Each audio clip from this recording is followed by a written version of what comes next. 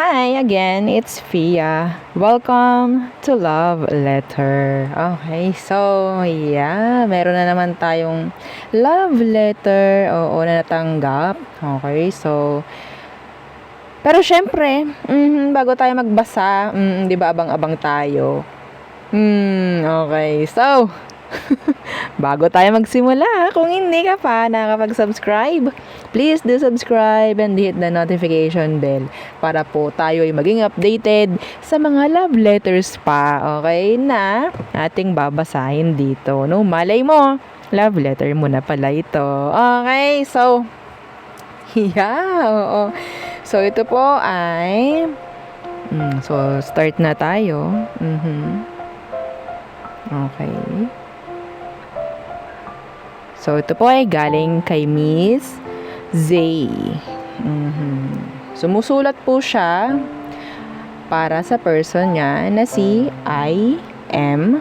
53 years old na taga Hagonoy, Bulacan. So, ito na po yung lalaman ng kanyang love letter. So, sana mabasa mo. Sana inyong marinig, no? Mr. I.M. Okay. I.M. Akala ko, sabi mo, last nang magkasama tayo. Tatawag ka. Sabi mo, hindi mo ko iiwan. Bakit ngayon hindi ka na nagpaparamdam? Bakit lahat ibinabato mo sa akin? Hindi ko akalain magagawa mo sa akin to. Naging totoo ako sa'yo. Pero nagawa mo pa rin na iwan ako nang wala tayong pag-uusap. Sana maramdaman mo lahat ng pinagsamahan natin. Maalala mo ako lagi. Kahit sa simpleng paraan lang. Hindi mo pala talaga ako minahal. Sana noon pa lang, hindi ka na lumapit sa akin para iparamdam lahat ng sinabi mo. Wala palang katotohanan lahat. Na ngayon, puro sakit ang naiwan sa akin. Dahil akala ko naging totoo ka sa lahat ng pinakita mo. Pero hindi pala lahat. Pagpapanggap lang. Sana naging masaya ka sa ginawa mo sa akin. Binitray mo ako. Sana marinig mo ito lahat dahil sa hirap na pinagdadaanan ko ngayon, sobrang sakit ang ginawa mo.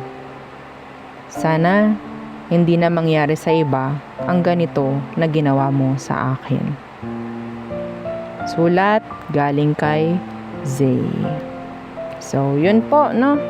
Okay? Ang letter ni Zay para kay I.M. ng Hagonoy, Bulacan. So, yes, hindi lahat ng love letter is patungkol sa pasaya, sa love.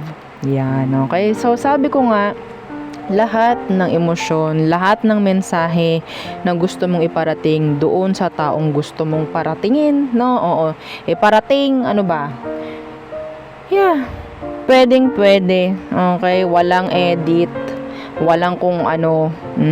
So, kung ano ang nandoon, ayun ang babanggitin ko. So, kapag kayo po ay magbibigay, magsesend ng mensahe ng inyong love letter para pong kinakausap nyo yung tao. Ganun po, ha? Yung format, yes, opo. So, again, nawa, makita, marinig ng mga tao, mga person ninyo, itong mga ipinapadala ninyo, no? Na mga mensahe. So, kung hindi man, mas okay kasi nababanggit nyo, nasasabi nyo na ilalabas nyo.